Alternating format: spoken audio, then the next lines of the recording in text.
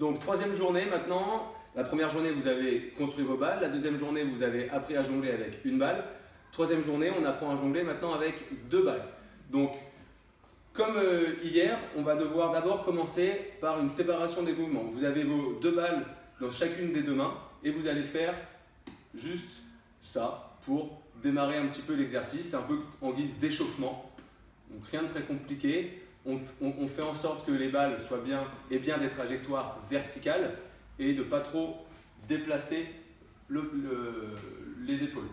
Okay. Une fois qu'on a fait ça, on va essayer d'augmenter un petit peu la difficulté en faisant lancer, lancer, rattraper, rattraper. Lancer, lancer, rattraper, rattraper. Vous voyez, c'est un petit peu plus dur. Lancer, lancer, rattraper, rattraper. Donc là, il faut vraiment être un peu plus vigilant et des fois, on doit même obligé de se déplacer un petit peu. Mais plus vous serez habitué à faire cet exercice, plus ensuite vous arriverez à le faire sans vous déplacer. Donc lancer, lancer, rattraper, rattraper.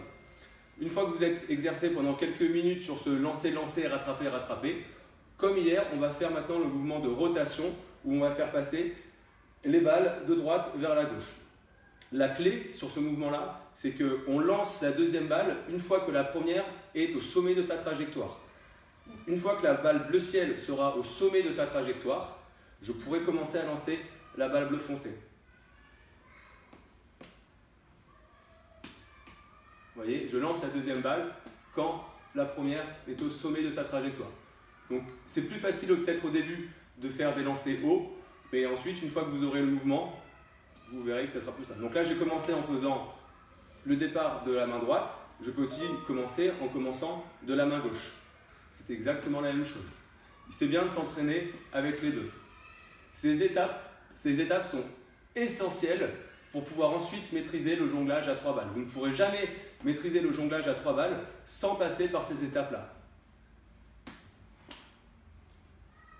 Et ensuite, on essaye d'aller de plus en plus vite. Et une fois que vous vous sentez prêt, vous pouvez arrêter pour la séance d'aujourd'hui et attendre demain pour ajouter la 3e balle.